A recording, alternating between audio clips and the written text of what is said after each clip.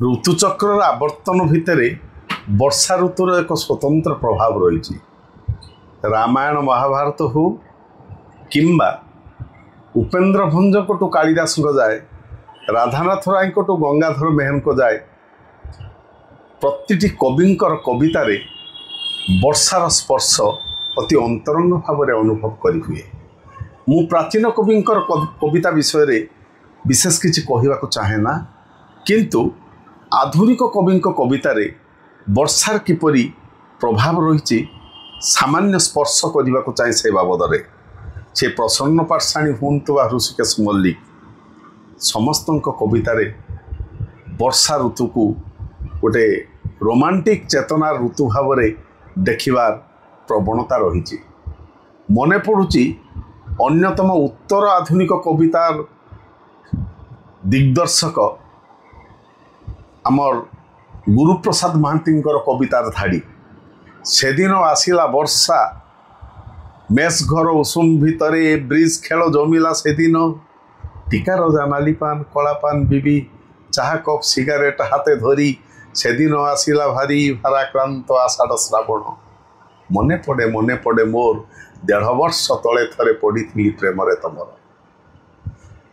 ठीक सेमिति आम भद्रक माटर जड़े कवि जहाँ ना आम समस्ते भूली गलुँ भजहरी महापात्र सी भी से वर्षा को देखिंट निजस्व ढंगरे से दिन आसिला वर्षा कलेज कमन रूम झरका रेलिंग छुई आकाशी रंगर शाढ़ी सुमित्रार कंटा लगी चिरीगला हाय सुकांत रही चाही वर्षा आड़े ताखिरे मेघर प्लावन केही तो कुआड़े नाही कलेज रे रिसेस। बीणापाणी महांती को समस्ते आम गाल्पिका भाव जानी किंतु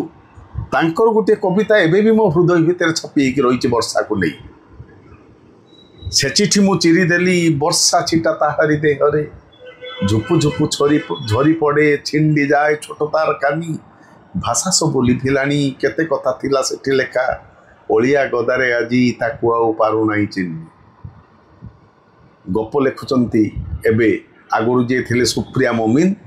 एवं एबे सुप्रिया पंडा तांकर एक कविता मोर मने पड़ुची वर्षा को नहीं।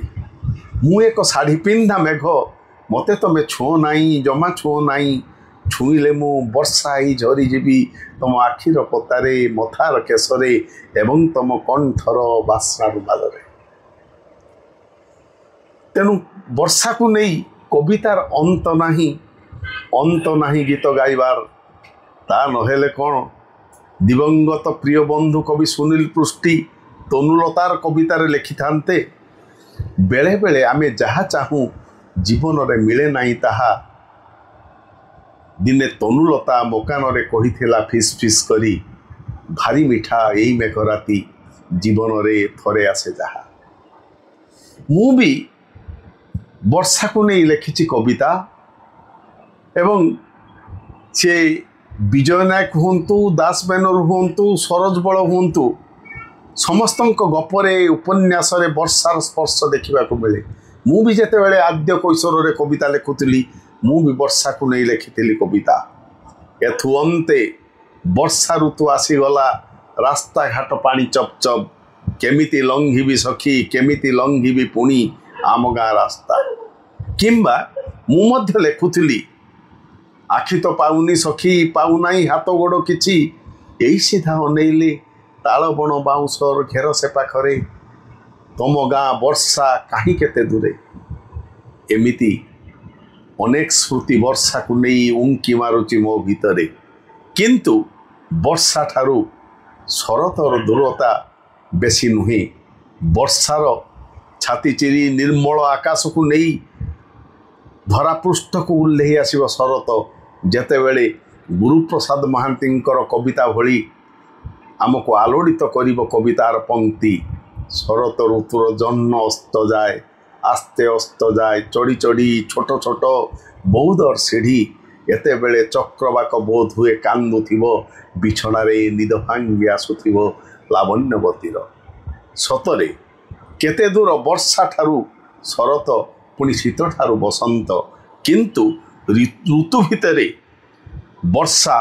आम पाखरे छाड़ी जाई थाए तार अंतरंग स्मृति जहाँ केबे भी भूलिबार नुहे पासरी हबार नुहे कारण वर्षा होची एक चेतनार ऋतु अनुभवर ऋतु आमको आमर अंतरात्मा को हृदय को आलोड़ित करुथिबा गोटे प्रेरणादायक सत्ता गोटे प्रेरणादायक विभव तेणु आसंतु आमे समस्ते वर्षारे भिजिबा एवं से वर्षारे भिजु भिजु आमर स्मृतिर फसल भितरे आमे हजिजिबा पुणी थरे जीवन को नुआ करी अनुभव करिबा। धन्यवाद, नमस्कार।